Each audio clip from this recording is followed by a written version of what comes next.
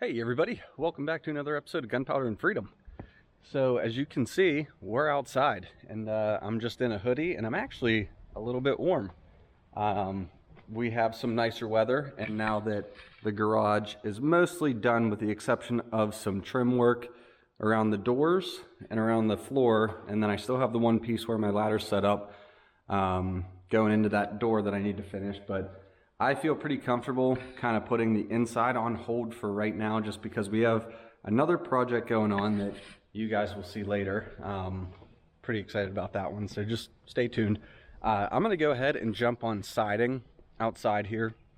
As you can see, the rest of the house is sided and stoned. I am using this type of siding called, the brand name is Select Siding. It is a very heavy duty PVC siding. I mean, that stuff is, what is that, probably a 1/4 inch thick. I mean, it is a little bit more expensive than hardy plank, but if you guys didn't get a good look at it, you do kind of have that wood grain texture. It makes it look really nice. It is supposed to be pretty resistant to mold, mildew, stuff like that, but this side of my house does not really get that much sun, because as soon as the sun comes up over that tree line right there, it's basically kind of in the shade. So I do have to power wash that once a year whenever I'm doing the rest of the concrete, so no big deal. But one of the things that sold this to me whenever I was originally picking the trim out, or picking the siding out, was that the salesman said that you can drive a golf ball into it and it doesn't really damage it.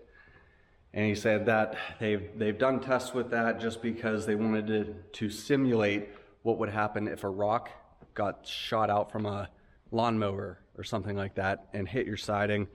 They wanted to make sure they formulated a siding that was strong enough to kind of take those little impacts that may or may not happen, as well as hail, but also make it look good. In my opinion, I think it looks awesome. It's super easy to cut. You can use you can use a utility knife to cut it. Obviously I have my miter saw set up. It's a lot quicker, and you don't have the weight of it. So like hardy board looks really nice, but it is basically a cement board, so hanging it by yourself can get a little tricky. This stuff I'll show you here in a minute whenever we're there, but there's little hangers on the back that just kind of connect onto the the one you just put up, so it goes up super easy. Before I start cutting my trim and going over all that, I need to figure out my heights. Now if you notice down on the front door, I do have stone that comes up. I think that's about 3 feet. I want to match that on that door back there, mainly because we have, I think, 2 inches of slope from the middle of the floor out. So pulling the same measurement on this door is not going to make the same measurement here. I want to make sure my water table, I'll show you guys that in a minute, runs nice and straight around there. So I need to figure out my measurement back there. I brought up our Kaiweets laser from work to help me figure that out and get everything nice and level. And yeah, we'll get going. So I'm going to get that laser set up and I'll show you guys what's up.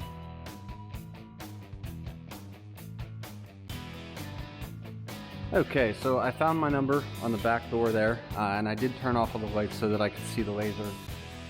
And once I got it on my mark back there, I just kind of transcribed it out here, chalked a line, so then that way I know where to run my water table and I know where to end all of my trim.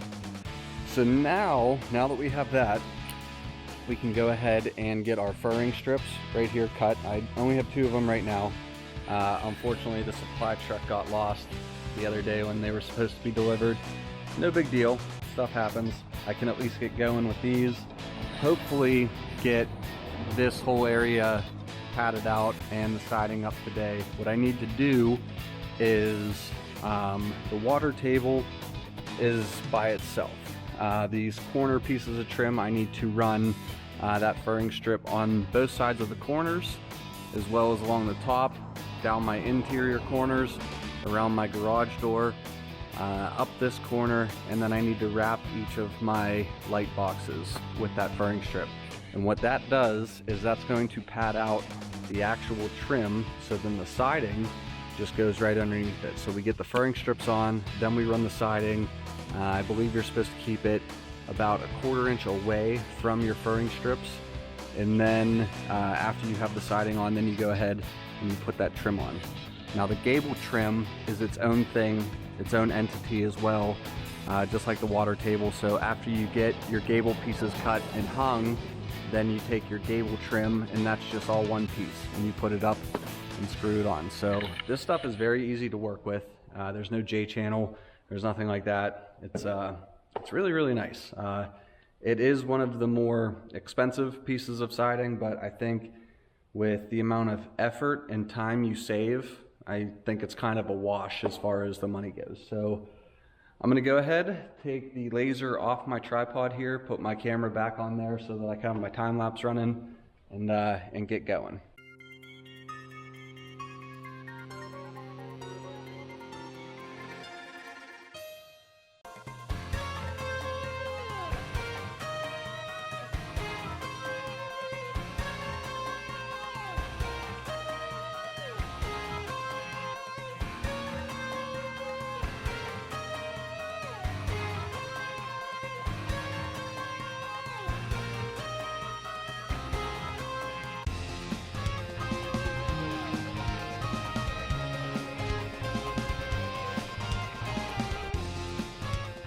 Alright, so everything was going great until I went to run my piece of water table right here. Now the water table is a piece of trim that kind of gives you separation from your siding to your stonework.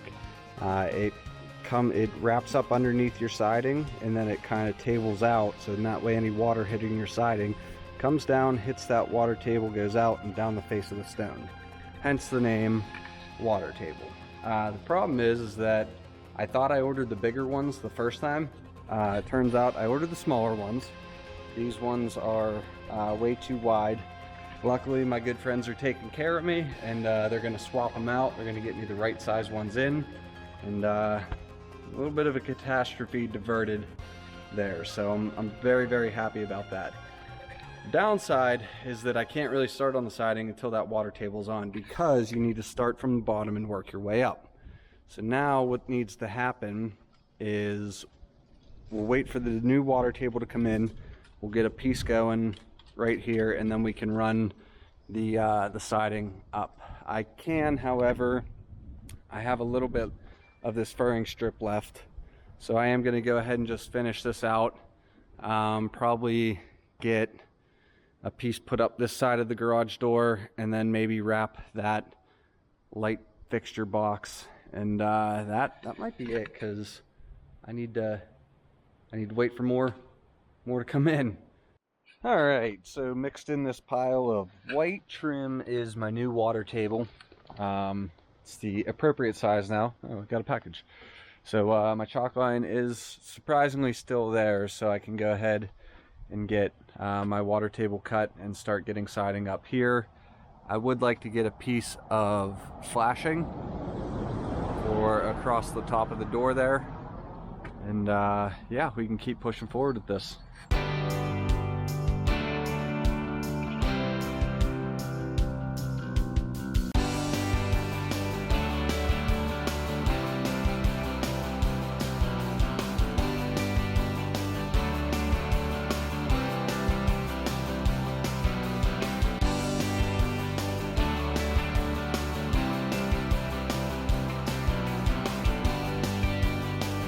Okay, so the battery on my time-lapse camera died.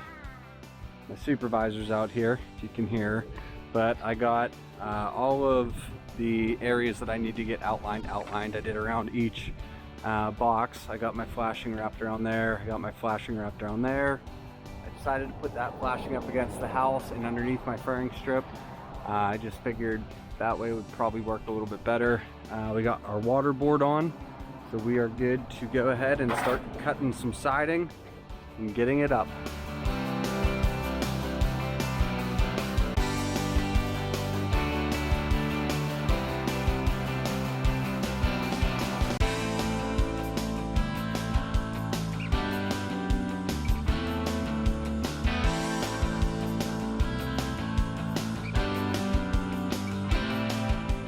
with any PVC based siding, whether it's really thin vinyl or this or another brand, you always want to make sure you leave some wiggle room in between your, in this case, furring strips and your siding, because as this heats up and cools down between the summers and winters, it's going to shrink and expand. So if you cut it tight and it wants to expand, you're going to end up with ripples in your siding on a really hot summer day. Also, if you notice, the nails are not driven home, they're not driven tight. There's still a little bit of wiggle room, and that is insurance. I mean, that siding's not going anywhere. Those nails are holding, but if you nail it tight, then again, you're not really giving it any breathing room to kind of shift and move around as it needs.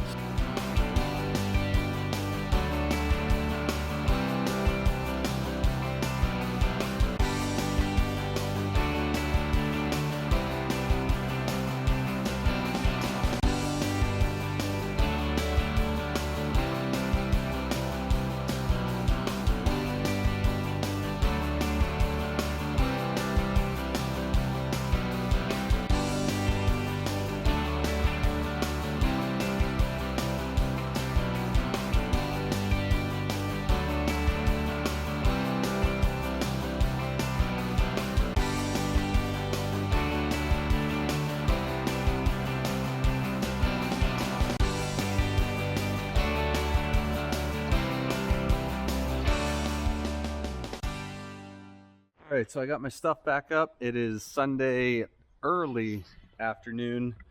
Back at it. I have about an hour to get some stuff done. So just gonna try to keep chipping away at this slowly but surely.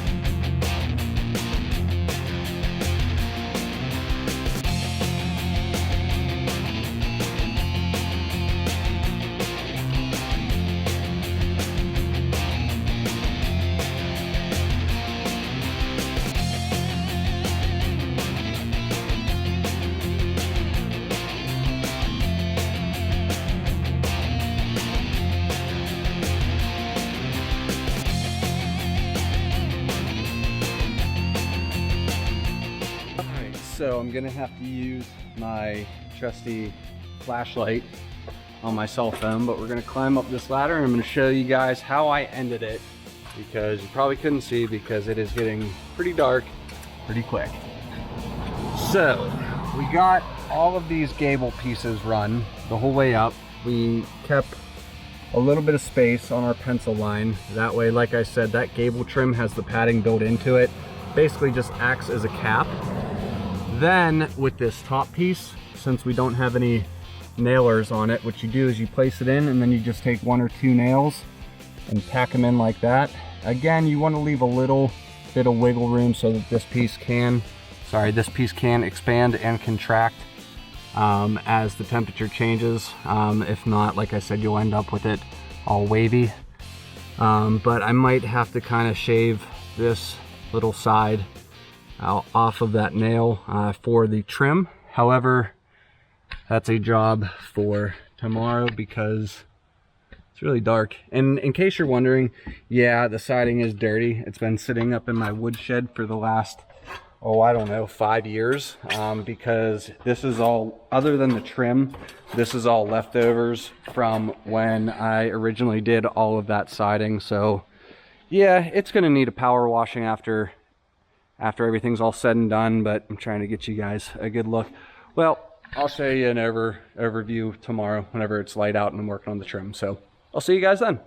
All right, everybody. So once again, this is one of those videos that as I was editing, turned into a little bit longer of a project than I wanted to. So just found kind of a natural breaking point, I guess, and split it in two. So had to close this video out in the comfort of the new garage / office. As you can see, it's all put together, and you guys will see that in up and coming videos.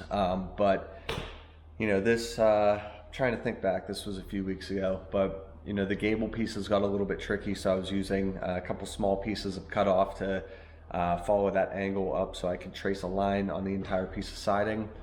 And then once I got to the sections where I could just run one full piece and cut angles on both sides, that's when I kind of had to get a little bit more precise with my measurements, because with the gable trim, you only have, I think it's like an inch or maybe an inch and a half of overhang that it covers. So you want that to be pretty precise, because remember, you need to leave a little bit of room for breathing.